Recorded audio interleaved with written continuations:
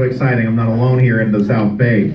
Okay, the next guest I'd like to come up really quick. She has been on the leading edge. She's been doing this for at least 6 months, we're not just about making America great again, but making California great again, making California shine again. So she's been how many of you have been to those awesome Trump events there at Long Beach, there on Anaheim Street? Okay, I know, Robin, you've been to that event, haven't you? Yes, on Long Beach? Absolutely. So here's a lady who is the bigwig making these things happen. She's going to be talking about Make California Great Again. Please give a round of applause to Joe Rykoff. Come on up.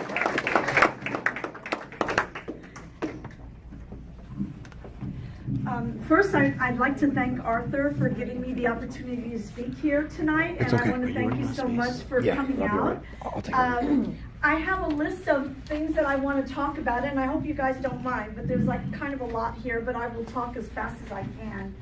So during the presidential race, I was the media director for LA County and Orange County for Donald J. Trump for president. And so after Trump was elected, we were all so really excited, and none of us wanted to stop working for President Trump. So we segued from Donald J. Trump for president to Make California Great Again, Inc. And so I'm the chairwoman and communications director for Make California Great Again, Inc. Make California Great Again, Inc. is comprised of many of the grassroots people, as I've already said. We have established, myself with the help of Andy Reeder, and Andy, if you want to stand up. Andy, stand up. Andy Reeder, he's an amazing young man. He's Make California Great Again's trend strategist, and he's also the leader of the Millennial Coalition. So in Make California Great Again, we have nearly 4 times the number of coalitions as Donald J. Trump for president had during the presidential race. So during the presidential race, we had about 11 coalitions. Now we have 42. Wow. So we've been working very hard, and Andy Reeder has been working with me in raising up the coalitions. So each coalition has a leader. 2 of them have a director.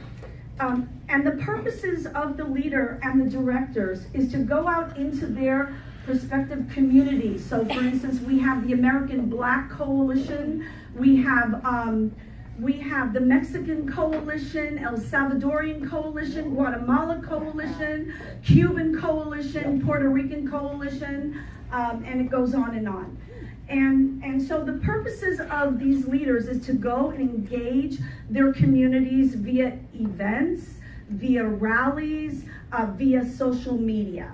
And my friend here, Andy Reeder, he is really awesome in social media, and he has connected us to people that are very well known in the Twitter world. And you know, I'm not from that generation, as you can see, so we really need our young people out there, you know, fighting for us, fighting for the Republican Party. And so we're so grateful to have Andy Reeder as part of Make California Great Again. So now back to my list. Okay. And I've talked about the leader, so, okay. So one of our main goals within Make California Great Again, thank you so much, is, of course, voter registration. I was approached by another, I call him a young man. I don't know if he's a young man, but his name is Matthew Woods. And Matthew, you can stand up.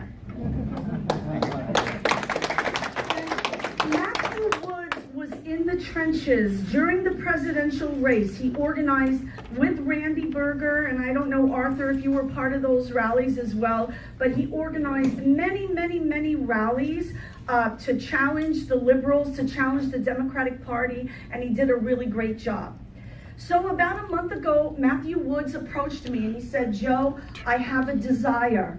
My desire is to raise 1 million new Republican Party voters in the next 4 years." Great. And immediately I understood his value to Make California Great Again, and I said, okay, I am appointing you voter registration director. And right. One more minute, okay. Our goal, One more minute, okay. 1 more minute. Yeah. Oh, so our goal is that Matthew will create a leader within every county of California who will be in charge of raising committees to go out and do That's my voter boy. registration every week, every Sunday, every Saturday, and just to get new Republican voters signed up. And I guess Tell us your contact information, the website, everything, so people can start getting on board with what you're. Fabulous. Please. So, my name again is Jo Reitkup, and my first name is spelled J-O, my last name R-E-I-T-K-O-P-P. My number is area code 714-615-0615, and my email is JoeTrumpCA for California, so JoeTrumpCA@gmail.com. And you know, I want to give recognition also to Queen Williams, who is our Taiwanese coalition. Oh, wow. So you can just Yeah. Oh, yeah. Way to go. Wonderful. Okay, well, guys, thank you so much, and thank you. I appreciate coming here. Thank you, Arthur. Yeah, just hold on the button. You're good. You're good. Thank you so much, Joe. I've got to add this. So you heard the 714 part. She lives in Orange County, okay? And you know how hard it is to go north on the 405 at 04 in the afternoon. And she's willing to be here, okay? Because she sees what you are doing to make California great again. Okay, so please make sure you get in touch with her, find out what you can do to help out. We really have a chance here. I mean, illegals are leaving, so that means fewer, Democratic voters, essentially. So that's part of it. The next phalanx, I'm hoping, people have mentioned Gorsuch. There is a case now going through the Supreme Court about forced unionization dues, because there was Friedrich v. California, which would have ended the forced unionism, which is the biggest fundraising arm for the Democratic Party. Hopefully that's a case that'll go through by next year, and they'll strike it down, so the CTA is not going to have their easy money pot. $300 million they raised. $300 million. So is it any surprise that David Hadley got blown out last year, that we saw other Republicans barely holding on, and we don't take territory, we're just holding on to what we have? That's going to change. So I've got 2 more guests before we have our featured speakers. So Gary, come on up really quick, talk about Fiesta Hermosa, and mention something about what Al Maritsucci is probably going to be up to before the end of the month of May. Okay, everybody give a hand for Gary Malenik. It's that time of year. Some of you already signed up. Those who haven't, if you're interested, it's our annual Hermosa Beach Fiesta. We have a booth there. The Democrats have a booth there. We need bodies. We need bodies. And so there's a lot of empty spaces here. If anybody can fill one, we'll be happy to have you.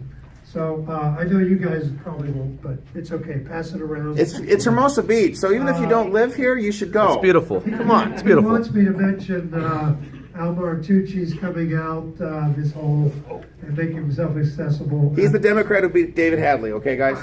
At a place called The Great Room. It's in Redondo Beach, North Redondo, on Artesia. We're a little bit confused about the date, but I believe it's Saturday, the 27th at 9 o'clock. You'll have to check his website. Quickly, who lives in the 66th Assembly District? Okay. Do you know the exact date and time of that? The Maritsucci. Well, of course. If you're in there, so please I make think sure. it's the 27th. Okay, 9 o'clock. I could check For that only an again. hour and a half, he's going to make it. So we want to be there in large numbers and harass him about raising our gas Yeah. taxes, opening up our borders, and just about everything else he's done. No justice, no peace. Right? Exactly. Thank you so much. That's right. Absolutely. Yes, sir. Okay, we want to hang that around their necks, just like we're going after Josh Newman right now. Okay, so with that, my last guest speaker before, Matthew, you speak at the end then, that's fine. Come on up, Claude. He's the president of the Torrance Lomita Republican Assembly. Please give him a round of applause. He's going to talk about the meeting coming up on Sunday. Absolutely, we're starting to bring the teams together again, so this is really good. I like that shirt. There you go. Thank you. Well, Arthur and I have something in common. We both have Omar Navarro as our vice president. Yes. Yes. And we all want Omar to beat Maxine Waters. Kick some butt, Omar! On Sunday, we're having Rachel Mann speak at the Torrance Lameda Republican Assembly meeting at the Torrance Airport Reading Room at 3 to 5 p.m. And her topic is going to be basic concepts of Islam and the mentality of the jihadis. So I hope you guys are able to come. Most of you, I think, are already familiar with Rachel. She, great subject, and hope you can come. We serve cookies and soft drinks and water at halftime, which is around 4 o'clock. And everything is free, so we don't ask for anything. And one of the things we do is we sell stuff, and right now we have Drain the Swamp decals. 1 for 3, 2 for 5. So I hope you can support us. Thank you. All right. And Arthur, if you come on Sunday, I'll give you the courtesy you just gave me. Thank you so much. Because we, us clubs, have to work together. If we don't work together, we're not going to help make California shine again. And we got to stop attacking each other like what happened to Arthur with the LA County GOP. There was no reason for him to get his charter pulled. That's BS. You all know it. Thank you so much. We should be kicking Democratic ass and not our own. Dankeschön, mein Freund. And Claude is an immigrant. How many of you are immigrants? Okay, and not in the left-wing sense of you're not indigenous, okay? Because that's a crap I get all the time. We're all immigrants. No, I was born here. Thank you very much. So, but if you came here, again, raise your hand if you are, absolutely, okay, so it's offensive that they want to open up the borders and give a fast track to illegals who are living on public assistance and they're claiming family in Mexico or in Honduras or in any other country. Excuse me? I don't think so. Americans first. Yes. And there are so many stories I've heard from you, how long it took to become a citizen. You prize citizenship, and they want to wash it away. We're not having that. No. Quickly, yes. My parents came here in 1958 legally, and they had to show that they weren't going to be mooching off of the U.S. taxpayers. Same thing for you, right, Agnes? Yeah. And every January we had to register with a card that was sent in saying where we lived, what our citizenship was, and etc. And sometime around 1965, that stopped. Absolutely. So, yes. I just want to say, I'm the daughter of immigrants. They have green cards. That's why they were immigrants. And I get so mad when they say illegal aliens are immigrants. They're not That's immigrants. really offensive, okay? Immigrant implies legality, okay? So please, do not tell me about undocumented. They're not pieces of paper, okay? They have a moral standing, and it's a bad one if they come illegally. Now, these are this is my special guest today. Guests, okay? Robin Vidston has been here before as a guest of sorts, along with America First Latinos, but we're focusing on the Remembrance Project today. Just let me give a brief intro. I've got to do what I can. So Robin's been part of this national coalition, the Remembrance Project. Putting it in a limited sense, this is a group which champions the friends and family of Americans who have lost loved ones to illegal aliens. And they are a group that has not had a voice in Washington.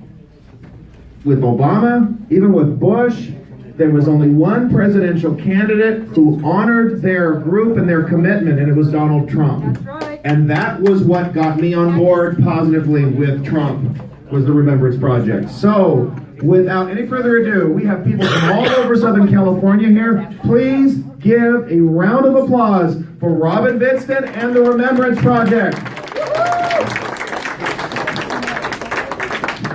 Thank you, Arthur. Thank you, everyone. We are very, very happy to be here tonight. I am the California State Coordinator for the Remembrance Project, and our organization memorializes and honors American citizens killed by those illegally in our country. Our founder, Maria Espinosa of Houston, Texas, started the Remembrance Project when an officer was killed in her city and there was very little media coverage or information about it. She began the project, and as you can see, she came up with the concept of memorializing those that are killed. Why don't you guys go around on the sides? either side. With the quilt that, hello? That, the, Something happened to the microphone. Somebody stepped on the cord. Oh, sorry. Someone knocked out the cord. Okay. It's okay.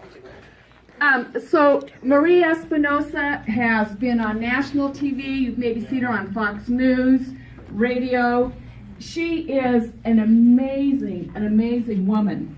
She took the quilts on a tour for 25 states, calling upon governors to enforce the laws. Why don't you guys go along the side of the mountain? Oh boy. Oh my God. And she also is responsible for many new initiatives. She has worked nationally.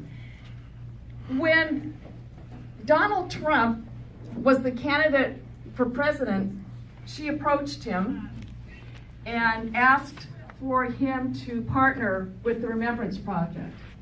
And in July 2015, Donald Trump came to Los Angeles and he did a rally.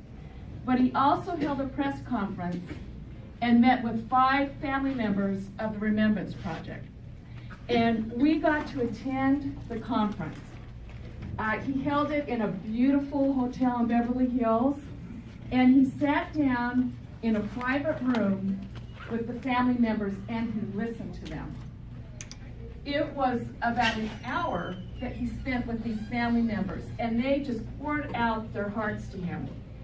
And afterwards, when we came out of the meeting room, he was mobbed like a rock star. It was very incredible. And during the press conference, he allowed each of the family members to speak as long as they found necessary. So it was an amazing experience. And Agnes will talk more about Donald Trump. She's met him personally. We also went on, I'm going to pass around a book. We also went on to go on stage with Donald Trump in Costa Mesa. Yes, Las Vegas and Henderson. So I'm going to pass this around. Raul Rodriguez made us this notebook, and you can see some of the photos and the newspaper articles with the Remembrance Project. So Maria Espinosa notified us that she was going to be holding a national conference in Houston. And this was when we were still getting to know Donald Trump. And she told us she was going to have him be the keynote speaker. 6 months later, he was the keynote speaker at the first national conference. And Agnes will talk more about that as well. Another very important initiative that our founder, Maria Espinosa, created was she was looking for a program, a national program, to help the family members who have lost their loved ones. For example, when you lose your child to a person who's in the country illegally, you have unexpected burial expenses, court costs, you need counseling. So she worked diligently. She met with governors, the governor of Texas, and other state officials to initiate a national program of that magnitude. She, during the presidential campaign, wrote up an initiative and she submitted it to every presidential candidate. Only one candidate signed on for the program, and that was Mr. Donald Trump. Yeah. So, again, the issue of the loss of an American citizen to someone in our country illegally is that it was totally preventable. If our laws were enforced, those loved ones would still be with us today. And as Maria has progressed, we now have a program, a national program called Voice, which she has been very much an advocate and an advisory role for this program. It's for the victims of illegal alien crime, and she is actually an advisor in this program. So she took this from the ground floor all the way to a position where now there is national assistance for the citizens that find themselves in this horrible predicament. We also have one of our members, Betty Robinson. I'd like her to come up, and we would like to just give you an example of how many Americans have been killed by those here illegally. There is no government crime statistic kept on this issue. So Betty has done research through newspaper articles, calling up sheriff's departments, and she will tell you that story. Hi. I'm not related to Kate Steinle, but there's a special place in my heart for her. My son lives in San Francisco, and when we go to visit him, we usually shop and have lunch at the Ferry Building, and that's right next to Pier 14, where Kate Steinle was killed.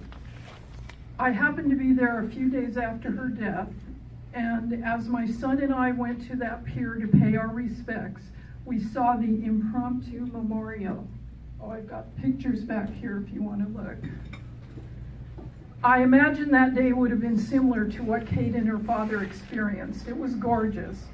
The weather was moderate, the nice breeze was there, beautiful clear sky, then a gun fired and Kate died in her father's arms.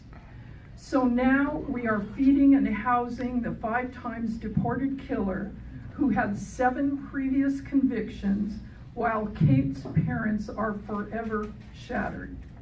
Similar stories like this one have been repeated too many times to count. Since Kate's death, I've been keeping a list of those killed by illegal aliens. This list is now up to 145. But we know that number is actually much greater because the information regarding immigration status is suppressed, mostly thanks to Janet Napolitano when she was the DHS secretary. The media likes to ignore the issue too. Thank goodness the Trump administration is moving to release more information about deportations, sanctuary cities, and the disposition of criminal illegal aliens. And here is my list.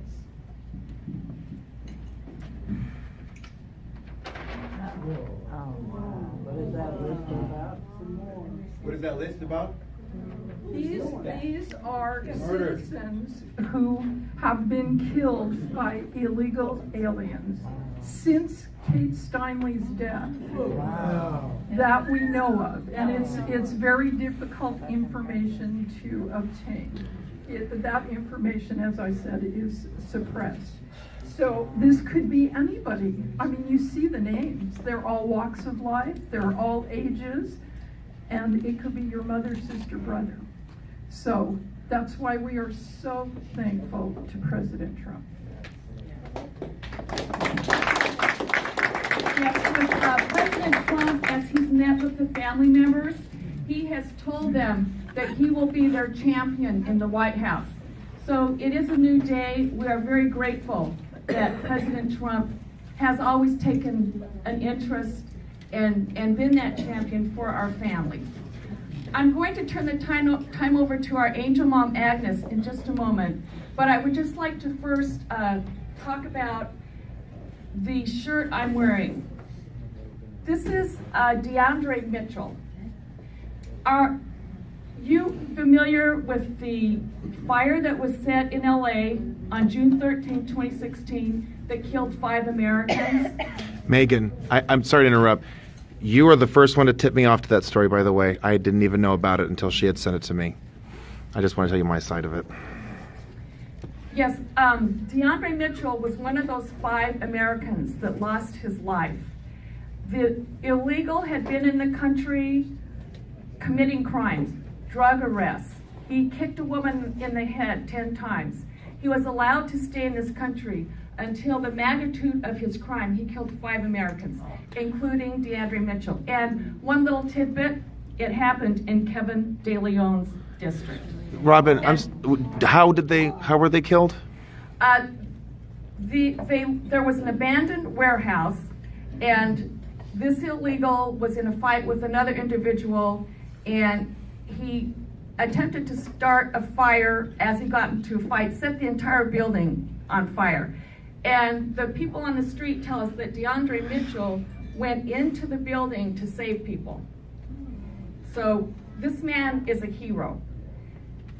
And without further ado, I'm going to now introduce our angel mom, Agnes Gibboney. She is an amazing person.